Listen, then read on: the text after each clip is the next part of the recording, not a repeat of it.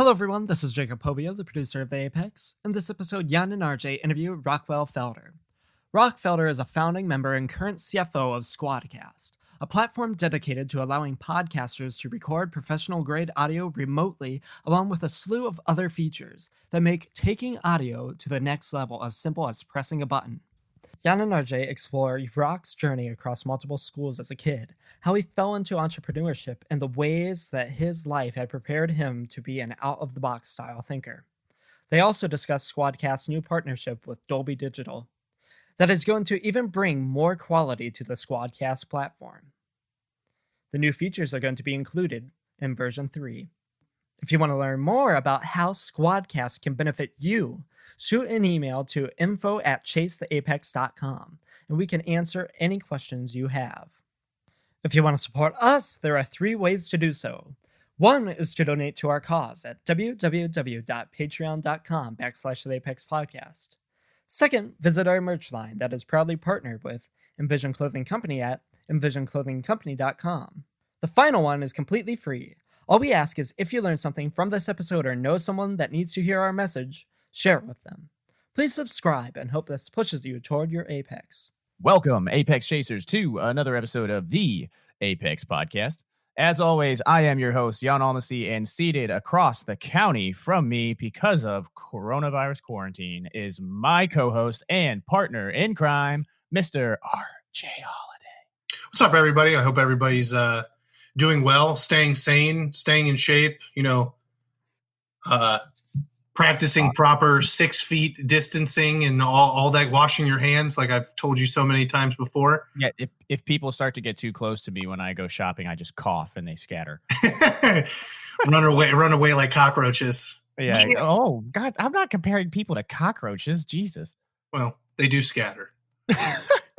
Dude, go ahead. But no, I was just hopefully this is all coming to an end and people are excited. I mean, my feelers on the ground are telling me that the gym's going to open back up on the 5th and whatnot. And I hope that's true. Your feelers on the ground? Are you turning yourself into a cockroach? No, the people that work at Powerhouse and some other places around Canton, it looks like it's really gonna happen. It's finally gonna happen. I'm gonna be allowed back in the gym, which would be super exciting. And I hope everything's handled appropriately. And I hope that people handle it responsibly, just so that this doesn't all double back on our asses and then we're locked in our homes again for another 6 months. Right, so even if places open back up and they're only letting 10 people in at a time, I hope everybody, respects that in their fellow man and woman and goes about it appropriately if they release the beasts here at the beginning of next month. I agree, dude. And so if you're listening to this, I'm curious, shoot us a message or leave a comment on wherever this is posted and tell us what you've been doing outside of, like, I know a lot of people, their therapy is the gym or their therapy is being able to go out and interact with people. I'm curious what you had to pivot to and what you've been able to find, like, brings you peace. Knitting, a lot of cross stitching going on. Dude, I was actually really tempted to go get a pair of knitting needles and try to learn how to. Honest to God, in high school. Okay, go ahead. No, in high school, we had like after school curriculum classes where I learned how to do like web design and whatnot. I took a cross stitching class in like 8th grade, middle school or whatever.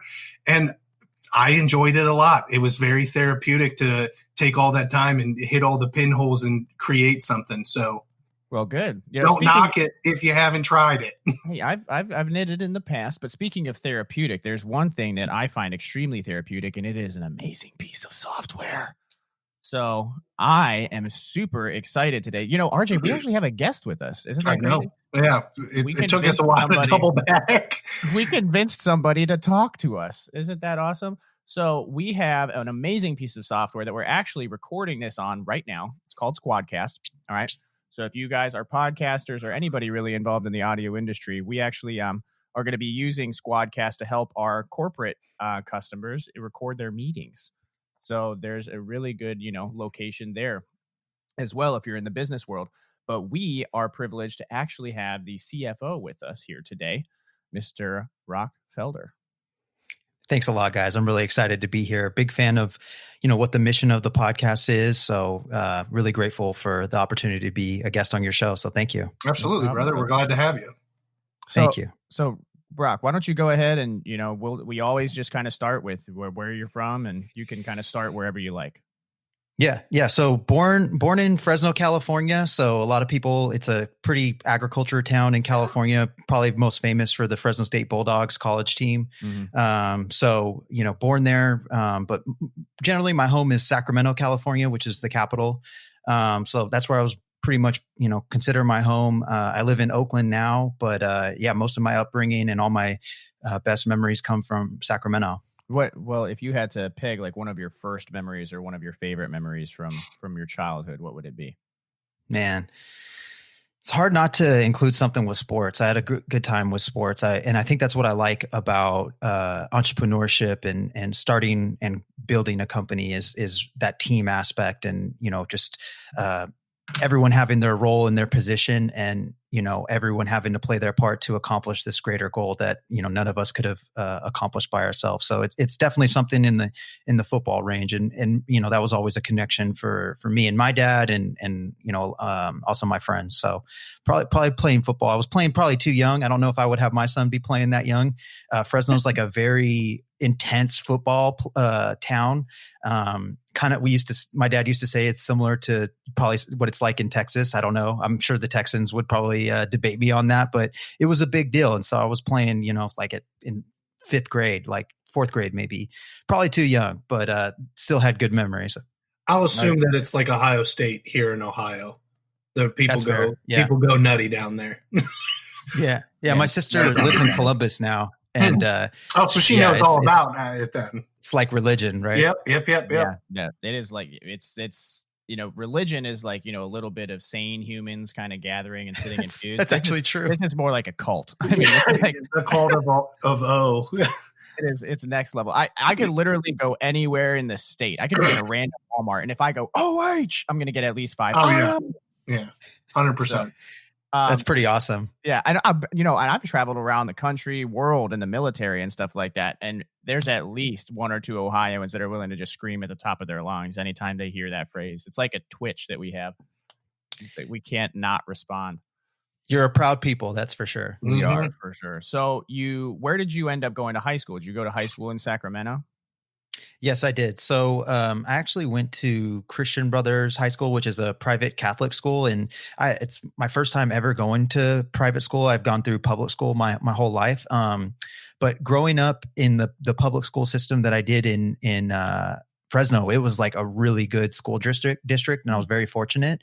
And then when we moved to Sacramento, it was like completely the opposite. It was, I was like considered like the rich kid, and I didn't even know that. I didn't know I was rich, but it's just because I was, surrounded by people that unfortunately were less fortunate than me. So, right. In a lot of ways I was rich. I had a dad. My dad had a job. My mom, she had a job as well. So just stuff like that. I was already, ahead of the rest of the group, but it was good for me to see that, and be exposed to that, and just, those were my friends too. Like it didn't matter to me.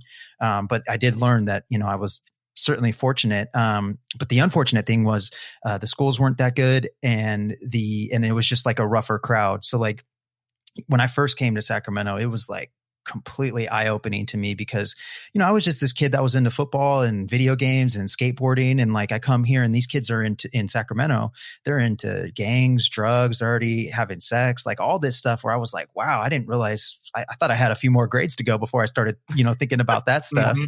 I am glad that I was exposed to that stuff, even though I was probably too young, and it was a bit of culture shock, but it also honestly prepared me for it to happen again, where I went to Christian Brothers, which was again a private school. Totally. I was now one of the less fortunate kids. I wasn't, as wealthy as some of these kids, and I wasn't in the Catholic school system or private school system my entire life. So I felt even more like an outsider there, because these kids, they weren't necessarily all friends, but they had known each other since kindergarten, maybe younger. And there's just something about those kind of relationships that, when you're coming in there as a freshman or sophomore, I think I was actually a sophomore when I went to Christian Brothers, that was tough, man. I felt like I was just having to start over again. I knew nobody, and just having to. So, I mean, but I have been prepared from moving from Fresno to Sacramento, and then having to do it again, of like what it's like to feel like an outsider, and then just get in where you fit in, so to speak. So yeah, that's where I went to school. And actually, I'm really happy my parents sent me to the private school. I kicked and screamed. I did not want to do that. I did not want to have to leave the friends that I had spent the last 2 or 3 years building relationships with in Sacramento. But I'm super grateful that they did send me to Christian Brothers, because one of the best things about that school, other than that, like I didn't have to worry about getting into fights, or, there was actually like teachers that were, really good teachers, was they hammered in my head that like, you have to go to college. And I don't think having to go to the college is the answer for everybody, but I don't think I would have went to college if I didn't have them kind of just putting it in my head. Like, it's not an option. It's either you do that or you go to military or something like that. Like you can't just do nothing. And I don't think that's necessarily the right answer for everybody. It's not a one size fit all. College is not one size fits all, in my opinion, but it's something that I needed. And I don't think I would have done it had I not had that influence from Christian Brothers. Cause unfortunately, as much as my parents gave me a lot, they didn't go to college. So that's just a world that they didn't understand.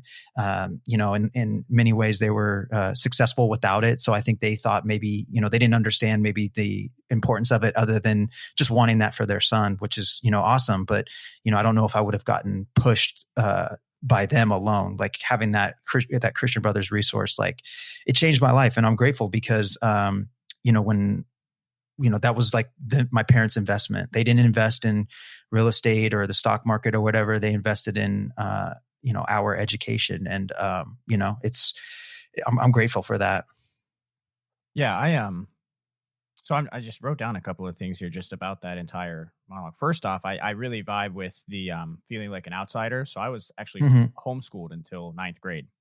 Oh, wow. I can only imagine, man. So, and then when I went to my local high school, public high school, they had just gone open enrollment. So all of the kids that were getting kicked out of the inner city schools were coming down to our high school. And it was like hillbillies versus inner city kids, and it just exploded, right? We made the front page of the news a couple of times. I remember we had Canton South Fight Club, and I'm breaking the rule because I'm talking about it. I remember kids like bare knuckle boxing under the bleachers after school just to see who was tougher. And I was the awkward, 5'4", 240-pound homeschool kid with hair to his shoulders that wore skinnies. So very interesting time period in my life. But like you said, I always I struggled with it for a long time, because I was like, why did I go through that? Why did I have to go through that? Because I'm Catholic, so the religion thing is, for me, is, if God controls things, why did he put me through this? Right. And I constantly look back at it and I'm like, it's so that I could relate to other people. And when I have zero judgment for other people, I accept people for where they're at because I've been there or I've been through it. So I know that what it feels like to be in that abyss and feel like, oh, like I'm just kind of this little speck on the earth, and if I were to disappear, it wouldn't really matter, kind of thing. And then the blue collar side of the house, with trying to go to college, pretty much everybody in my family is blue collar, right? My dad worked his way up from he actually went to school. I think his respiratory therapy license is like number 36 or something crazy. Like, wow, one of the OGs in respiratory therapy. And so he worked his way up to being the CEO of his company. Right. And this is kind of where I'm going with this, is that entrepreneurs, every single one of us that I've talked to, have gone through some type of drastic change like that in childhood, or experienced some type of exposure, or had to move multiple times, or like got bullied as a kid, because I feel like entrepreneurship is a combination of natural and learned ability, right? So you have to have the natural personality type to do it. And then you're also kind of formed over those early childhood years going into college and everything else. And I really think that I'm seeing this trend in the entrepreneurs that I talk to, that it's like, I was the outsider. I was bullied. I've constantly, like, we've lived on the outside of the box ever since as far back as we can remember.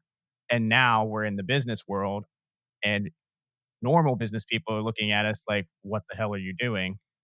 This is odd. It doesn't fit inside of our box, and we're comfortable Mhm. here because we've been outside the box our entire lives. I'm kind of That's curious such on a that. dude. I mean, I haven't thought of it like that because it's definitely not something I've heard of much. But I'm really interested in thinking about that more because I feel like you're onto something. Because I think there's a certain kind of confidence that helped me work on was that okay, I can. It's going to be fine. Like if I'm just in the room and I don't know anybody and I'm not talking to anybody, if I just put myself out there, it's going to be okay. If I just breathe, like no one's worried about this as much as I am. So just get out of your own head and embrace the awkwardness. And it happens all the time now. Maybe less so, but definitely felt like putting myself out there in the podcast community with this business that we're doing with Squadcast, I did feel like I was an outsider, even though I was a big fan of podcasting as a listener and had already kind of experienced the magic or beauty of podcasting. Like I'd never been behind the mic. So going to all these networking events and meetups and stuff like that, like that experience kind of came back to me. But because I had, previous experience going to different schools and schools that were very different from the type of background or experience I had had up until that point.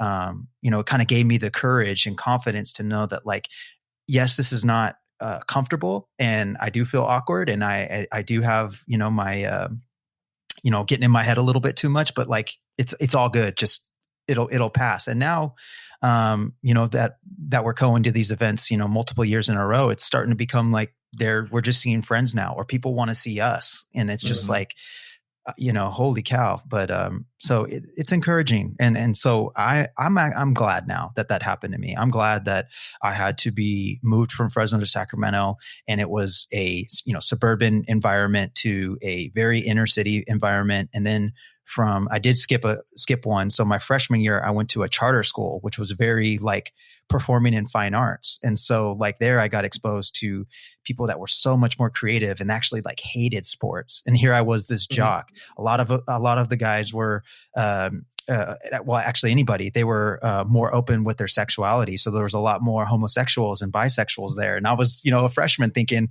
wow, I didn't know people my age were thinking about that stuff. And then I go to, yeah. And then because I really didn't fit in there very much and I wanted to get back into sports, that's when my parents put me in Christian Brothers. But all that time I felt like I was the awkward one, or I felt like the outsider, and then just kind of figured it out that, I can relate to these people and that they're all these people are good. And, it's just helped me. I'm glad it helped me out because it was certainly difficult. And Christian Brothers was probably the most difficult time for me growing up. I felt the most like an outsider. I remember just like hating lunch because that was the time where it got the most real, that I didn't know anybody here. And I remember just going to the bathroom just to wait it out because I was like, this is just too much.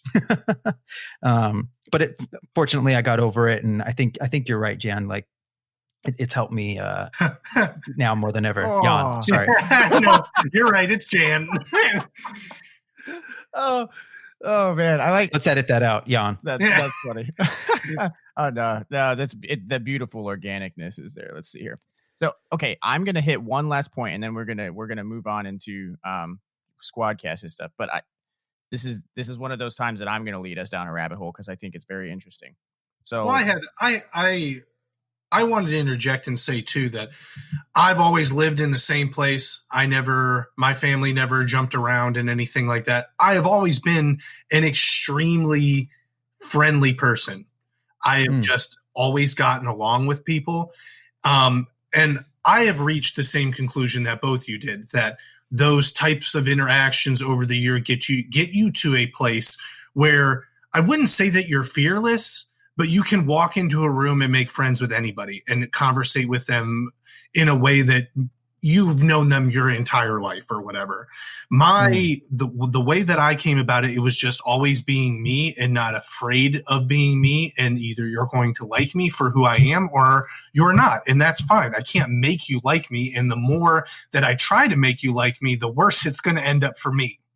So I am a 270-pound bodybuilder.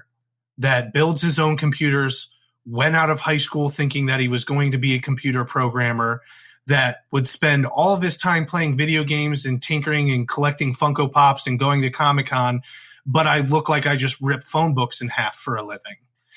And it was like that in high school as well. I didn't look the way that I do now, but I was a 3-sport athlete in high school. I hung out with a wrestling team who I didn't hang out with during football season, who I didn't hang out with during baseball season. But then I also had my core group of friends that I had grown up with from middle school into high school. And we would go over and cram 6 desktops into the same room until it was 100 degrees in there playing League of Legends the first few years that it came out. And then learning how the cliquey groups of all my sports and then my personal friends, I became pretty much a jack of all trades when it came to personalities and what makes people tick and how they interact with people.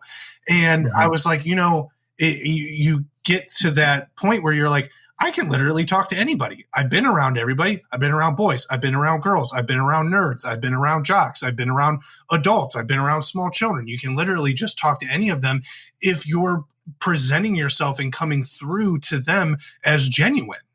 And if somebody has a problem with them, then that's really not on you if you are truly being genuine, and you'll build more organic relationships like that.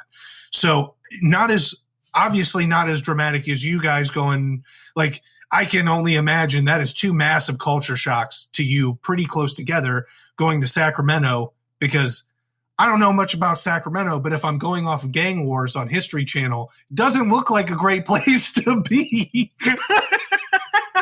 And then going from that to then going to a religious school and finishing out your high school there, that's like the one movie with Pierce Brosnan is 007. Hot room, cold room, hot room, cold room. It just desensitizes you to a certain extent, because you're like, these are 2 separate realities that both coexist, and I've seen both of them. And what is real at this point? Like, what is a norm? What is a norm for this person isn't the norm for me. Oh, so that I didn't get to the same point you guys are as dramatic. I did it from more of a observational standpoint of my own from a distance, and the people that I chose to surround myself as I was growing up through high school and college and my friend group now and whatnot. But it all boils down to the same thing. You can get to that point the way that you interact with people regardless. Yeah, I think that's beautiful. And I guess I'm just grateful for my background and my experience. But I think, I am kind of envious of someone like you who's had, these relationships their entire life. I think there's something really beautiful and special about that. So, definitely, just grateful for what I have, but certainly, can see how your experience has helped develop you into who you are. And that's a pretty interesting story, man. I could see how that might throw people off. You're sound like a dynamic dude. Very, very much so. I've contemplated heavily on doing like a secret podcast with Jan where he just starts at the beginning of my life, and just so that I have recordings of everything that I could tell you stories now that would just blow the top of your head off, and you'd be like, how does he go from in 1 year going from this to this and then that? And then I was like, for my own personal sake, if I ever get dementia, I would love to have that down in audio. Now this final piece that I want to hit on before we move into this next piece is, I'm curious. There's a lot of people that think that I'm an extrovert, right? Because I'm constantly talking to people. I'm constantly, live streaming, podcasting, networking, doing all this other stuff. But I always have to schedule at the end of my day 1 hour.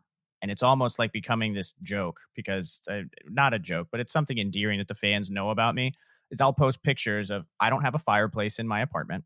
So I bring up a digital fireplace on Netflix. I have it crackling in the background.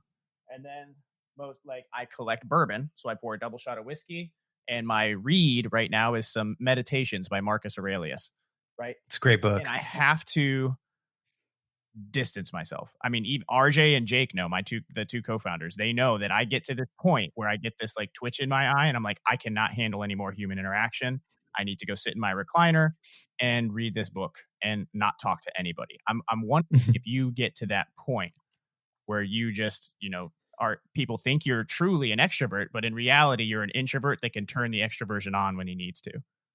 Yeah, I would say that's a fair way to sum it up. I mean, the best version of myself when I'm in a great mood, yeah, I can be pretty extroverted and I like that version of myself, but I'm not always that way. And yeah, I think turning it on is a good way to put it. And I think I really developed that skill set while I was in college and high school as a food server, like waiting tables and stuff, like having to come up to a table and kind of, quickly build a connection. That's the way I looked at it. So it was always like a performance to me.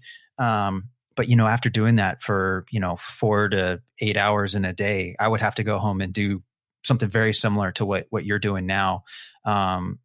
So yeah, no, it's something that I've learned to turn on and off. And, I definitely, always want to put the best version of myself forward when I'm interacting with customers or doing, content production like this or videos and stuff like that. But, it can be exhausting. And I think that's one of the things I'm trying to learn how to manage as an entrepreneur. There's this, podcast. One of my favorite podcasts right now is called Zen Founder by Sherry Walling. Mm-hmm. And one of the things she talks about is that like entrepreneurs are putting their best energy towards their companies or their business or their employees so that, by the time you're done, your spouse or your family or whoever, they're not getting the best version of yourself. And that's definitely something that I need to work on because I have that exact same thing, man, where I'm just exhausted, where I don't want to talk to anybody or I just need to be in my own head or not just, so it's tough. And I feel like most people feel like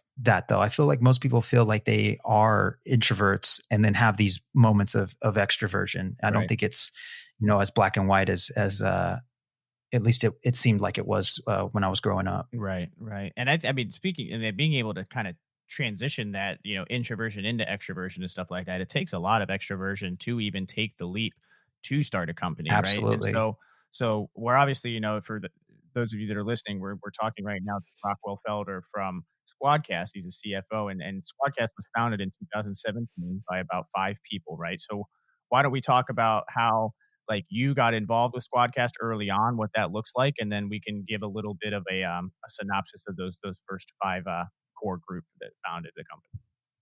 Absolutely. So just to, quickly, I did go to college. I went to Sacramento State and studied, I got degrees in finance and accounting. And the reason why I did accounting specifically was I was going to school during the Great Recession. So I was looking at jobs that were, more or less recession proof and were always hiring or had a high hiring rate and had a good starting salary when they started because I needed to pay off, these college loans and just I was living on my own and stuff. So I needed something to support myself because the waiting tables was pretty tough to make a living and off of. But I was a poor college student, so it was all good. So I worked for an accounting firm when I got out of college for about 5-6 years and got really exposed to different businesses, whether it was tech or agriculture businesses or manufacturing and distribution companies. And so I got exposed to a lot of executives and founders and, it was a great experience for someone who was young in their career and, the job was great and it got me some, business acumen, got my business acumen up. But, once I reached, a certain point, I started to realize that like the amount of money that I was going to get for this job was not going to fulfill me. And so I just started like mentally preparing myself and financially preparing myself to, make something more entrepreneurial. I didn't feel like I was like a natural born entrepreneur where you hear those like 16-year-olds who are figuring out how to hustle candy or whatever. Like I was definitely not that. I was always a hard worker and down, but I really more admired and like wondered how I admired people who were like very creative and had their own they were building their own thing. Whether it was just like a painting or someone that was, doing a business. And my dad and his brothers had started a business when they were, in their 20s. So I kind of always had that like, okay, there's something in me where, maybe I can do that as well. So like I said, the job in the accounting firm was great, but just I felt like it wasn't going to be good enough. And so I started preparing for this. And then who now is my co-founder of Squadcast, Zach, he reached out to me one day and was talking about how he was trying to create a podcast with his friends, and they ran into trouble creating it because their team was remote. And they said, there's no real easy way to make a remote podcast that sounds good. There's like this trade-off of like either you have to accept the poor quality by using Zoom or Skype, or you got to jump through all these hoops to get the sound quality that he wanted, but they just weren't having a lot of fun with it, and it wasn't really like reliable or just just not something that they felt was the juice wasn't worth the squeeze at that point. So Zach, being a software developer in his career, decided, well, maybe there's a way that we can build something for podcasting. And he approached me about that because, we'd been friends since high school, but he had always kind of kicked around these ideas to get my input as far as like financial accounting, business advice, stuff like that. But this time he actually asked me to be his partner on it. And I was like blown away because one, I was like kind of waiting for this. Like little did I know he was kind of in the same headspace, like preparing to do his own thing too. And then also it was like not hard to get excited about podcasting. Like I said earlier, I was already a listener for many years. Zach even said I introduced him to podcasting. I think it was like Joe Rogan Experience. I was like, dude, that guy from UFC has a podcast. Let's listen to this crap. Classic. Yeah. And so, it wasn't hard to get excited about. It was more so like, okay, let's kick the tires and see, like, is this something that, is this really a problem? Is this something that people will be willing to pay for? And we got quickly started after that, seeing that a lot of podcasters were doing all sorts of things. None of them seemed very happy. So we saw that as our opportunity and started working on it. Like you said, it was, about 3.5 years ago, and, making some good traction now, especially with everybody working from home and wanting to stay on schedule with the production of their shows. So a lot of people need to record remotely. So, we were grateful that we have the opportunity to help people. I wish it was definitely under different circumstances, but, definitely grateful again to be in the position that we're in. Now, for those of you that are listening that don't know what Squadcast is, Rock, why don't you give a little bit of a synopsis of what the original intention and behind that platform was? Yeah. So basically Squadcast is a way that you and your guest or co-host can be in 2 different locations and record a podcast together using our software. And then it's going to sound to your audience like it happened in the same room. That was the real goal. Like a lot of the podcasts that are recorded remotely via Skype or Zoom, you can kind of hear it sometimes. Sometimes it sounds good, but it doesn't always sound good. And it's not always reliable. And it really was never built with the intention of capturing that audio in that studio sound quality that is going to be listened to later. So that's what we wanted to do, is like, we don't even want your audience to know if it was recorded in the same room or not. We don't even want them thinking about it. We just want them so captivated by a great conversation. And although, we're not going to deny that being in the same room does have its advantages, that's not, not everyone can be like Joe Rogan and fly people in. But if you're going to get a guest remotely, why not? And if it's going to still sound good, why not too? So that's what we're here for. Yeah. So some amazing practical applications just from the Apex side of things. Some features that I really want to shout out is, first off, the audio files are all locally recorded on each individual person's stream, right? So a lot of times, we experience this lag or some type of disconnect and everything. But in post, all of those audio files were locally recorded via that person's system. So it's super, super nice, because even though you might hear lag while you're recording, afterwards you still have whatever that person was saying in full force, which came in super handy when me and RJ just recently interviewed a gentleman in Belgium, who he had to use his phone to tether in order to communicate. And there's a couple of times that lag broke through, but when I went back through, it's super easy to just check mark all of the different audio files. You have one button that you can click, mix them all. Squadcast automatically lines up the audio files and makes sure that they're in the right places and voices aren't overlapping. You can throw that into Logic, optimize it, and you're on your way. So that is something that has been absolutely invaluable as the Apex has continued trying to function during the COVID lockdowns and stuff. And it's been really helping our clients as well. Like I said, when recording meetings or doing any type of, interaction that requires that professional level of quality has been, I have no idea what we would be doing if we didn't have Squadcast in our back pocket. So.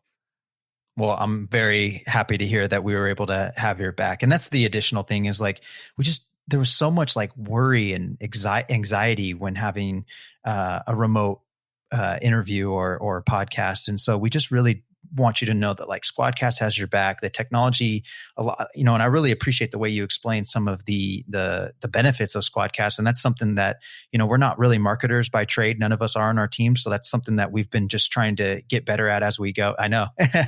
And, so a lot of these features are like invisible features. And so how do we explain that? Like, you're not seeing it, you might not be able to touch it, but boy, you're going to love it. Or, it's more so what's not happening. Right. That is awesome. And too. the way that I explain this to people is it's like our operating system on our computers, right? So people don't realize, people like my age and younger, so like 26, 25 and below, a lot of them don't realize that DOS was a thing at one point, right? We didn't have a visual user interface for a long time. It was hard code, right? And so we have this beautiful visual user interface now, whether it's Apple, iOS, it's, Mac, it's Catalina, it's Windows, whatever it is, we have these visual user interfaces. But behind the scenes, there's a lot of random crap that goes on that we don't think about until it breaks or stops working.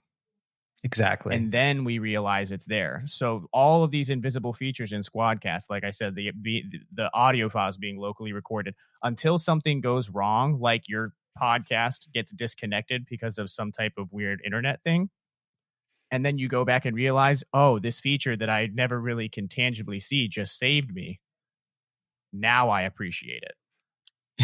So exactly. It may not be tangible, but it's still extremely important. Yeah. So we have the first 5, right? So who were the people that were involved with this when we first launched?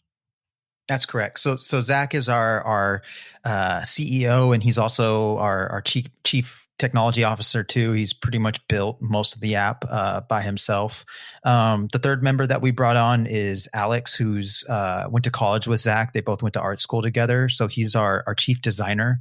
He does help with some front end development. So that's also been very, very helpful. And then we also have Zach's brother, who's also my friend. His name is Vince. So he is a audio engineer. And so it just made sense to bring someone like that on board. So he's, in addition to, the lead on our production of our podcast and a lot of our other content, he's the lead on our support and really ensures that the sound quality is up to the standards that, we want associated with our brand. And then he's the head of support too, which is something that we take very seriously. It's a huge differentiator from us and the rest of the competition is that, you have a dedicated team who's, pretty much willing to do whatever it takes to make sure that, your interview happens and that you get your audio files. And so rounding out the number 5 is actually Vince and Zach's dad. We call him Big Vince.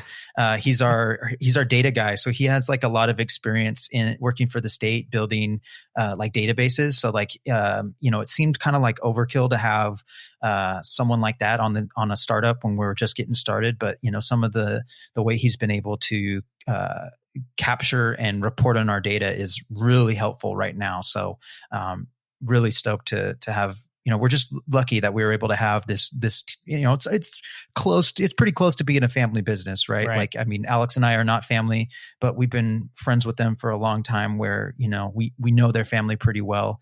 And, I wouldn't necessarily always recommend working with family or friends. I'm sure you and your listeners can imagine the problems that could happen with, depending on their friends and family. But I think for me, why I had no hesitation about it was because I knew at minimum that I didn't have to worry about trust or loyalty. Like maybe, there was a matter of, did we have the talent to do this? Did we have the grit to do this? Like, those were maybe more unanswered questions, but at least I knew that I can trust these guys and that these are people that, I want to work with for the next, 10 years or whatever. Right. Yeah. And I'm looking at pictures on your guys' website right now. Big Vince is definitely Vince Senior. 110%. They look very similar. He's definitely going to have the gray mustache and glasses at some point in his life and fit right into the family. Oh boy. Yeah, that's awesome. So you started the company and the original 5 kind of built everything out.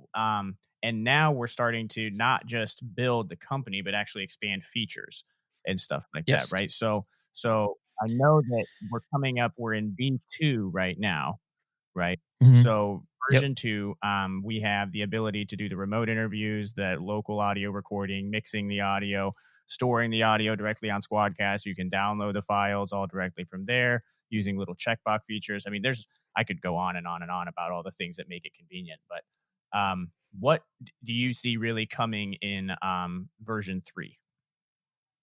Yeah. So I think version 3 is going to include our most requested feature. So, as you can see now, and for your listeners, Squadcast has a video component similar to Skype or Zoom that we felt was really helpful for building rapport and just added to the conversation that would hopefully end up in the recording that you're listening to.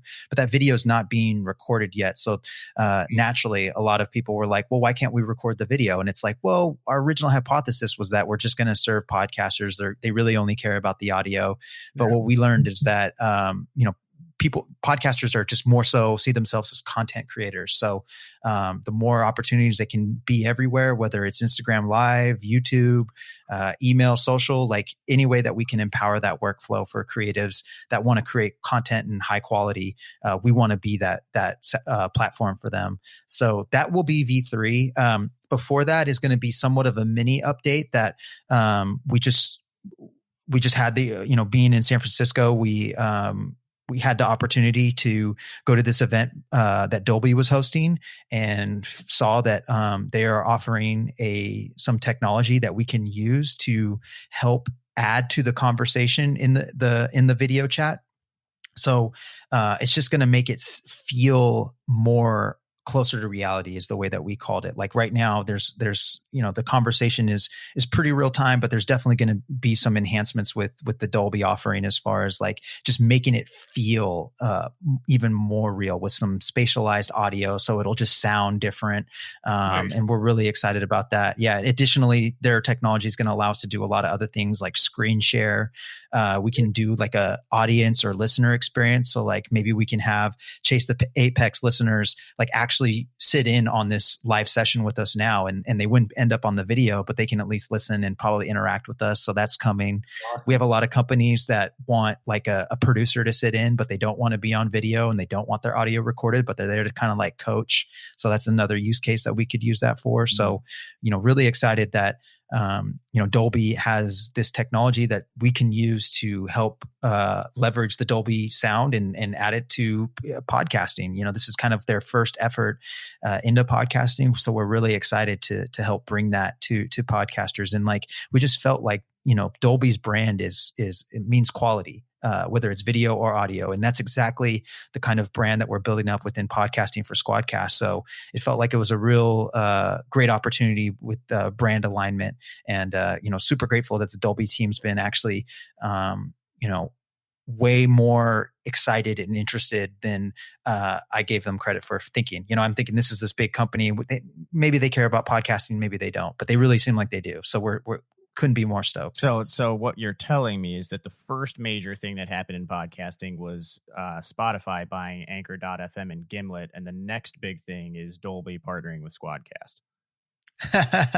I mean, that's in our world, certainly. Oh no, because I'm reading over, like you said, the spatialized audio, enhanced audio mastering. I mean, being able to have a Dolby EQ, it would be phenomenal. Studio audience and listener experience, potential live streaming tools, offering audience engagement, screen sharing. I mean, these are all things that if all of those were to be able to be compiled onto one platform, I would never use anything else. Like that's all I need. I'm happy to hear that, sir. All I need in order to be completely functional. Because I'll tell you why. So Apex, right? A lot of people think that we're just a podcast, right? But on the back end of that, what we really are is content multipliers, right? We take what we tell people is we can take one piece of content and multiply that by 5 to 10 times. Right? Everybody has, because everybody listens to Pat Flynn, which we're about to get to. Everybody listens to Pat. Everybody listens to Gary Vee. They listen to these people that preach content production. But then they're like, I have a marketing team of 2 people. How do I keep up with that content production? So the system that we came up with was essentially your marketing team focuses on your mission, your vision. They record video on site. They do this organic stuff. They dump it into a content bank. We reach in there. Apex pulls that content out and we repurpose it and tailor it to all these different platforms, redeposit it back into a content bank for that marketing team to use. So it cuts out all of that middle time so they can focus strictly on helping that company build its brand. They don't have to worry about force multiplying all their content, or, we just drop it into this. This is a LinkedIn folder. This is a Facebook folder. This is an Instagram folder. So they don't even have to worry about it. They just go in, they can find the content they need to post and they post it. So it eliminates a lot of that back end editing piece, but then we're not directly involved in their social media marketing. We just multiply their content. So having an application like this that would allow us to say, hey, we can plug you into this system. It'll allow you to live stream, record a podcast episode, do this, do that. It makes our lives way easier because right now I'm using 4 different pieces of software to get that done. Right. So that is why I'm so excited about what all of those features are. And I'm trying, hammering down, if you're a podcaster, you need to get on this train now and start getting used to the software so that when those features all come out, you're not just trying to figure it out on the fly. Exactly. And that's why we're not calling it V3 necessarily, because it's kind of just adding to the current experience already. We just couldn't pass up on the opportunity to bring Dolby to podcasters. So exactly. And I'm excited to hear that you find it very useful, because that's exactly why we're so excited about it. Yeah. So bringing Dolby on is an amazing thing. And that's going to be a huge partnership. But even before bringing Dolby on, you've had these amazing mentors kind of guiding you through this process. And there's a bunch of them listed on the website. If you want to see all of the different mentors that are attached to Squadcast, go to squadcast.fm/about, and you'll be able to see all of the different people in their bios. But the 2 that I really kind of want to hit on are Jordan Harbinger and Pat Flynn. How did those relationships come about, and what are some of the bigger things that they brought to the table? Yeah. So, when we first got into this game, we didn't really know what advisors were, what an advisory board was. I certainly was familiar with like a board of directors from my accounting background and stuff, but, it was just an unfamiliar topic. But, the way that we started the company was we thought we were going to raise money and talk to venture capitalists and put together an investment round. And, that's how we would fund the company and stuff like that. And really that's because we thought that's how you were supposed to do it in the tech world. And certainly being out here in the Bay Area, that's kind of what most people do. And there's nothing wrong with that. But again, it's kind of like college, like it being the one size fits all. I think companies raising VC capital is not a one size all, even more so than the college example. So, it just didn't feel right to us that we would, we were still learning and still trying to figure out how to build this product, build a company that, like, how could we go to these, super rich people and tell them, like, we know something you don't, and you need to give us a bunch of money for that. And like, it just, we had so much to learn. So, we funded it ourselves, but the way that we got access to that type of information was through our advisors. So our first advisor was Harry Duran. He's our founding advisor, and he's the host of Podcast Junkies. And he was kind of like our avatar and really helped us build the product that the indie podcaster needed that just wasn't existing there yet. And then shortly after, I think, maybe a year after, we started getting on Jordan Harbinger's radar.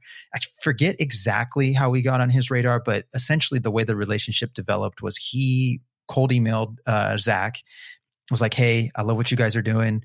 I want to see how I can help. And, we were definitely fans of his show and familiar with his work. Especially because, like, I don't know how much your audience knows, but like Jordan Harbinger has a pretty popular show, the Jordan Harbinger Show now, but he started the Art of Charm podcast and had kind of a fallout there, and basically left that podcast and left everything that he had built up there and started off completely new with the Jordan Harbinger Show. And I really liked that story. Something about somebody who was willing to just start over and, just like leave everything behind just because it was like, it wasn't sitting right with him. He wanted to take the Art of Charm podcast from, what it was as like, helping relationships, helping guys, hook up, essentially. I'm sure there's a better way to phrase it, but that's all that's coming to my mind. He was like, look, I'm evolving. I'm married now. I'm a middle-aged man. I'm going to start having kids. Like, we can't be talking about the same stuff. Yeah. And they didn't want to change it. So Jordan's like, I gotta change. And so I really, that's really that says a lot about somebody to us. And so, we certainly had some conversations with him. I think what was really cool about Jordan is he said that he had talked to similar companies, like even like Zoom, trying to be the voice for the podcasters, because he believed that podcasting needs this. And no one listened, he said. And one of the first things we said is like, I can guarantee you that we will ask for your advice. We will listen to you. And it's going to be on you to tell us when to stop. So that's been our big thing, man. It's just leaning on our advisors to like give us insight, give us that help us develop as entrepreneurs, and help us really keep in mind, the customer that we're trying to serve here, which are podcasters. And, I'm definitely can go into Pat Flynn, and he came up, well, maybe a year later. Him and Jordan are friends, so I'm sure that's where it started. But again, the opportunity to work with somebody like Pat, who I have a tremendous amount of respect for and really admire, and he is a family man. That stuff is really important to me. So to work with people like that, it's a tough opportunity to pass on. And the fact that our company's equity is pretty much all ours, it's fine to distribute a few pieces here and there to these advisors, because the impact it's had on our company has been tremendous and invaluable, to be honest. I mean, the 5 of us core founding team members have certainly put a lot into this company, but the advisors have been just as impactful. Oh yeah, I mean the good mentorship is completely irreplaceable. I just am talking to one of my advisors today later on in the evening, and he was he's like a VP of sales and SaaS implementation for IBM, on the East the East Coast, and he's brought a lot of companies to acquisition. He's helped companies exit a lot of different things, and he's just he's like if Einstein were a squirrel, like if Einstein had squirrel energy, that would be this guy. I mean, he's just like, oh, nice. Super intellectual. And RJ knows exactly who I'm talking about with this, but he's super intellectual. But I mean, just like, he can't even sit still when he's talking. I mean, he's sitting at the table in meetings, just bouncing up and down while he's writing. And that type of energy, that sounds fun. Just infused in every room that he goes into. It just kind of infuses. But he's so smart, and he makes these different moves that, like, as entrepreneurs, this is our baby. This is something that we've brought bottom. We bootstrapped it.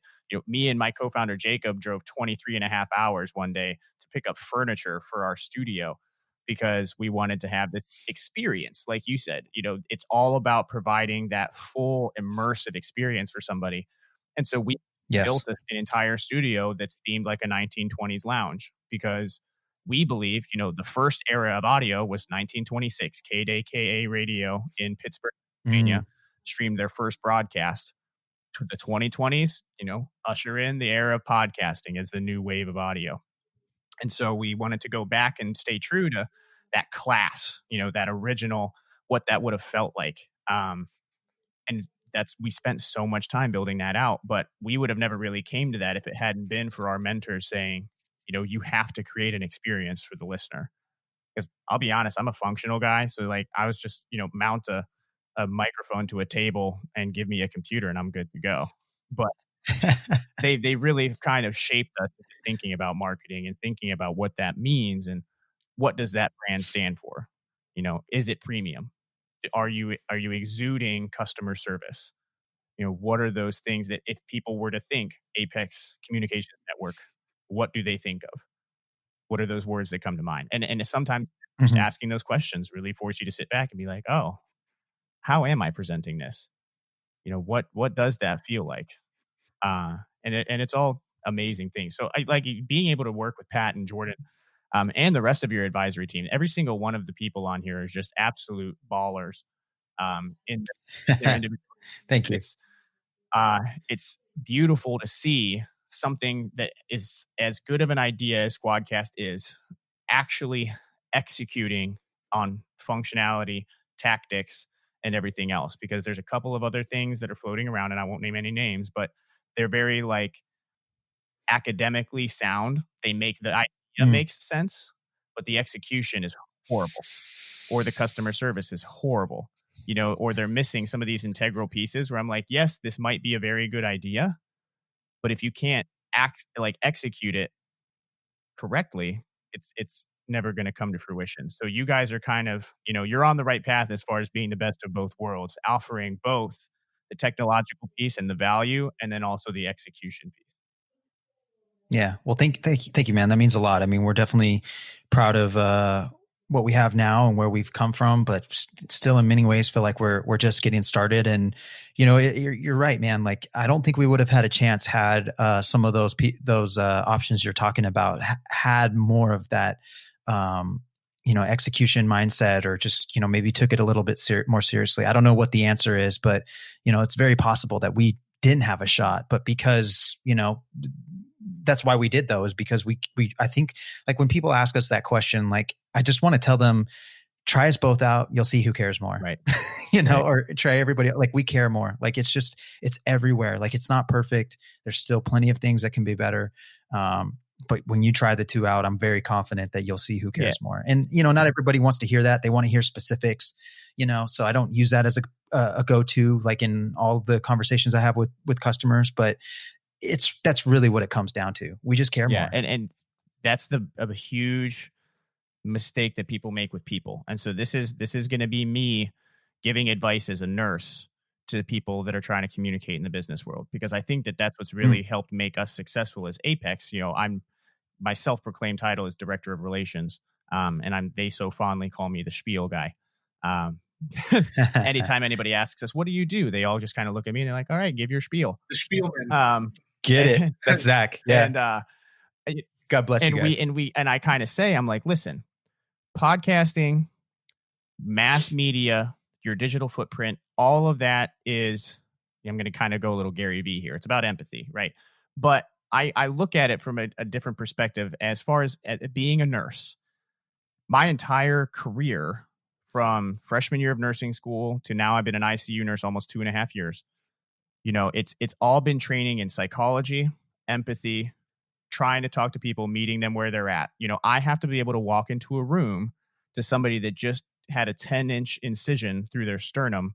They have 4 tubes sticking out of their chest because they just had open heart surgery, and I have to try to figure out, how do I empathize with this person that's in a position that I have never been in, that is experiencing all of this pain, and say the right things in the right order to get them to calm down and to trust me.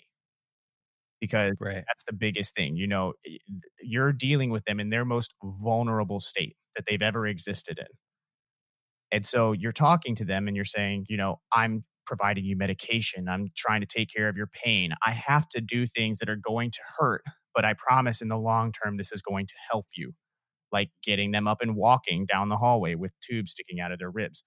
There's those different types of things. And what I tell people in the business world is that if you can put yourself in a perspective where you're strictly trying to understand where your end user is coming from, that's going to make your style of communication exponentially more successful. Because if you try to focus on what you want to say and not what they need to hear, you're going to fail every time.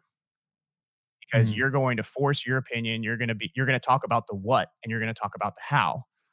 You're not going to talk about the why. And now we're diving into Simon Sinek and starting with why and all this other kind of stuff. But if you start with, exactly where you ended up. We care more.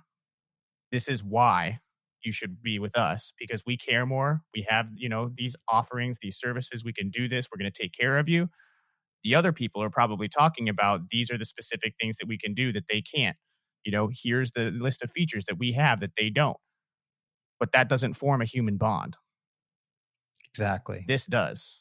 And I'm, holding up my hand like people can see me. You won't be able to until the next version comes out. But, summer 2020. Hashtag summer 2020 podcast. But that why is what really brings that human element to it. And that's what we're all about, is That's why our tagline at Apex is empathetic mass communication. Because if you can learn how to, Les Brown, always said, don't let what you want to say get in the way of what they need to hear. If you can figure what that landscape looks like, you'll be successful almost every time. So. Mm-hmm. Mm-hmm.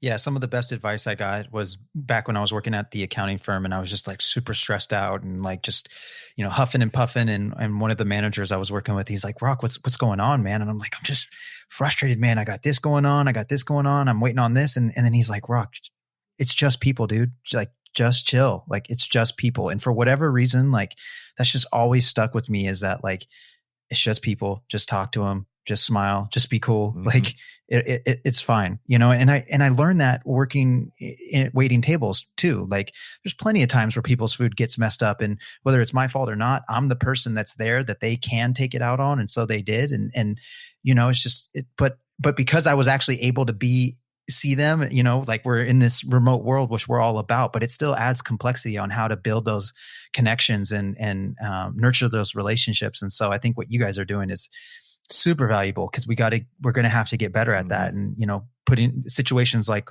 what we're having to deal with this COVID-19 stuff is like, proving that even more, that we have to get, adapt and find better ways to communicate. So that's really great work that you guys are doing, because it didn't come natural to us. It's definitely something that I feel like, we've bumbled and stumbled our way into. It's amazing how easy it is to want to just talk to people about features, and they're just like, I don't even know what you're talking about, when all you got to do is talk to them on an emotional level, which doesn't sound like it's talking about Squadcast, but that's what they want to hear. It's been fascinating. Yeah, I 110% agree. Well, we're going to kind of lead this into our wrap up here. If there's any final thoughts there, RJ, that you have, that now would be the time to say hello. It was just it's a very enlightening conversation, especially with the current time in everybody's lives and with this all going on, and the capabilities that companies can come together and try to put out these types of products and services and software to make things easier for people. I think with emails and text messages and a lot of that stuff, a lot of the emotional aspect of stuff has been lost between individuals or companies or bosses to people below them. I am a very motivated worker when I know what it means to the person above me. Now, if that emotional relationship isn't there, and it's just 10 emails that I get on a daily basis, do this, do that, and I have no heart behind it, why I'm doing this, why we're doing this, why it needs to be done, it becomes very difficult for me to function, or at least function to the best of my own ability. And so opening up these avenues for people to communicate in a way that gets points across that will never happen through an email or a letter or a text or something like that is very important to me, because I know I'm not the only person that feels like that. So I'm grateful for that. I'm kind of sucks to, all these people that, what was the joke on Facebook and whatnot, where it's like, yeah, all these people realizing that their jobs can be done remotely and they haven't had to go into work for the last 30 years. But you got to be kind of thankful that now all these people are stepping up and systems are being put in place. And maybe, that dad gets to see his kid more now, because he doesn't have to go away for 3 weeks at a time, or a mother can be home more often with her children or with her family, or is able to go and do things in her personal life that she wouldn't be able to because of her job, that dictates her money, that then dictates where she can live and everything else that she can do. So I think it's going to be, the more that this stuff takes off, and depending on how much of these systems stay in place as we move out of this pandemic, I think a lot of that work, relationship, camaraderie, effectiveness of communication can skyrocket. And I'd love to be on the forefront of that. 110%. Yep. Yeah, absolutely. So for those of you that are listening right now and are curious about what exactly Squadcast can do for you, go ahead and take a look in the description, and there will be a link that you can click on that will take you directly over to the Squadcast website. And you can learn a little bit more about what they do. If you have any questions about the services or anything like that, obviously the first best place to go to would be Squadcast directly. However, I consider myself relatively versed in what they are able to do. So if you have any questions, you can also hit me up. All right, guys. So again, this has been a beautiful interview with Mr. Rockwell Felder, the CFO of Squadcast. And until next time, keep chasing that apex.